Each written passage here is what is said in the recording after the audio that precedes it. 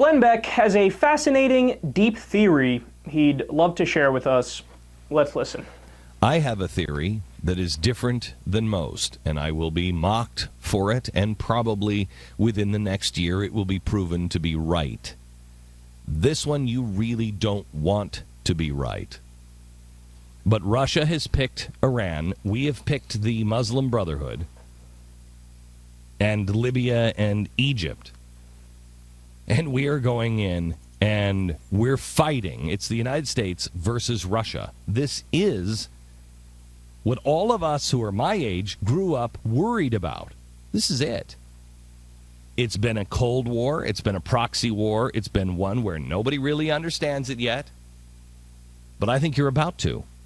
I think this whole thing in the Middle East is the beginning of the end of the proxy war and the covert war.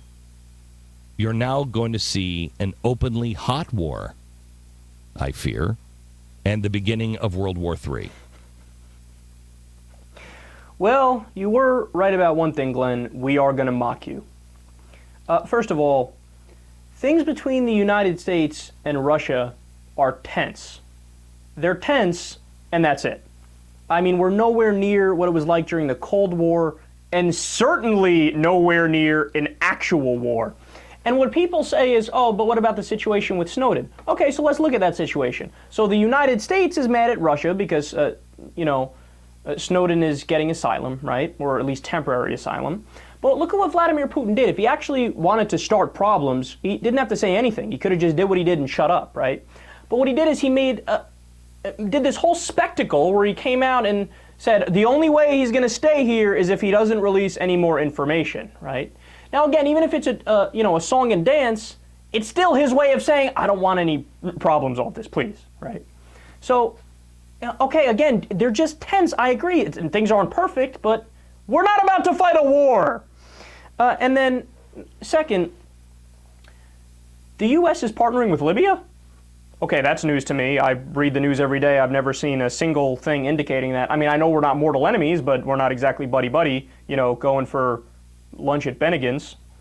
Random reference. And then he pulls a typical Glenn Beck. And what I mean by that is he gets something 100% incorrect. So he says, the United States is with the Muslim Brotherhood and Egypt. Now, do you notice anything off there? A little weird, not right. Okay, Egypt just did a coup of the Muslim Brotherhood in their government. Mohammed Morsi is the head of the Muslim Brotherhood. He was kicked out to the curb. But according to Glenn Beck, oh no, Egypt and the Muslim Brotherhood, they're cool, and we're cool with both of them, and it's this World War III thing, and it's all going to be all of us versus them. Oh, really? So the people who just threw out the Muslim Brotherhood are going to fight alongside the Muslim Brotherhood in World War III with us? He just makes things up as he goes along. It's just all verbal diarrhea.